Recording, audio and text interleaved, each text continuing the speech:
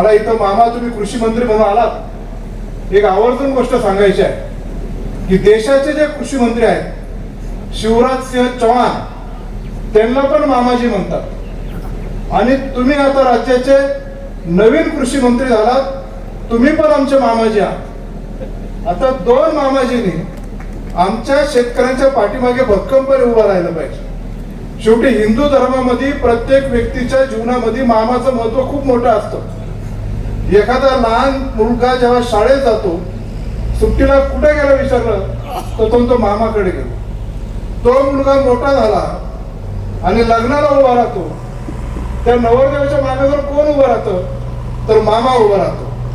म्हणून मामा तुम्ही इथं आलात, नारायणगावच्या बाजार समितीमध्ये टोमॅटोच्या लिलावासाठी तिथं तुम्ही बोली लावली, शेतकऱ्यांचे प्रतिनिधी म्हणून तिथे उभे राहिले आणि यंदाच्या सीझन मधला टोमॅटोचा सगळ्यात उच्चांकी भाव 1401 रुपये आपल्या पायगुणाने आमच्या शेतकऱ्यांना मिळाला, याचा आनंद आणि समाधान माझ्या मनात।